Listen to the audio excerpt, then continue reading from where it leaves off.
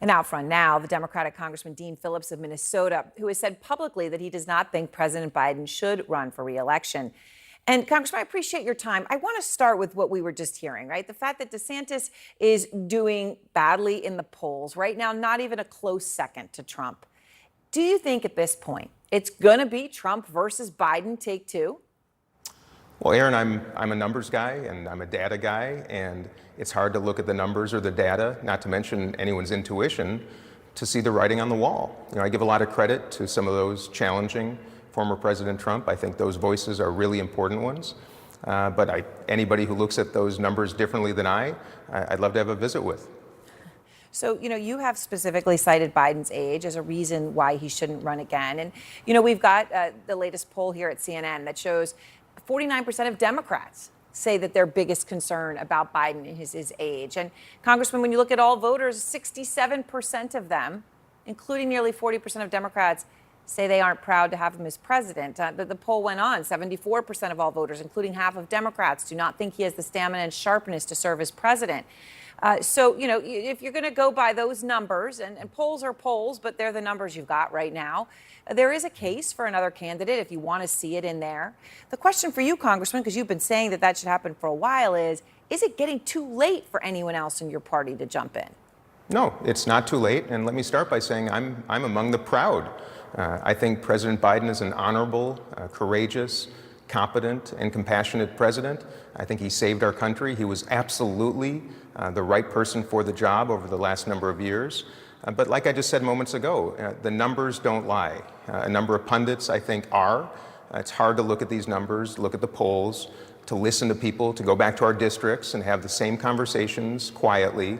But somehow the conversation is not happening publicly. In the last few days, everybody probably knows, a number of prominent journalists have been making a similar case. I love this president, but I care so deeply about preventing Donald Trump from destroying this country in another term, that if we don't have this conversation right now, Aaron, then it will be too late. But no, it's not, and I still hope that the president is willing to pass the torch. It's as simple as that. There's a remarkable, wonderful bench of potential Democratic candidates that can't do anything unless the stage is cleared, and I still hope that happens because I do not want to live through another 4 years of Donald Trump, and I'm concerned about the numbers, as are a lot of Democrats in much of the country. So I want to ask you about that. And it's interesting, when you do show a matchup between Trump and Biden, and again, polls are a snapshot in time, right? Mm-hmm. Like that, they're like a balance sheet, right? So you don't know what will happen or could happen, but right now it's a dead heat. In fact, out of all the Republican candidates, Nikki Haley is the only one who actually beats Biden outside the margin of error in that same snapshot poll. But you referenced, Congressman, a deep bench. Okay, who's on that bench? Who should Biden consider passing the torch to? It's fine if it's not just one name, but who? Well, Aaron, I've said this before. I don't like coronations. I like competitions.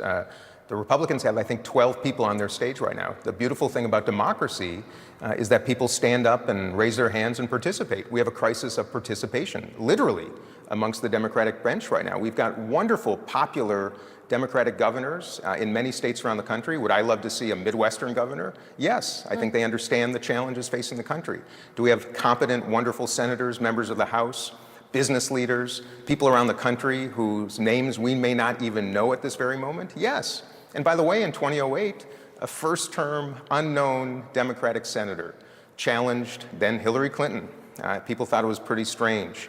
And look what we got. We got Barack Obama. That's the beauty of our country, of democracy. And at a time where the numbers are saying something really loudly, I come from a marketing background, the private sector. Yeah. That's our guide. And I'm simply saying what, frankly, most are saying privately. I know saying it out loud does not accrue any benefit or reward to me. Someone's got to do it. I know many are doing it quietly.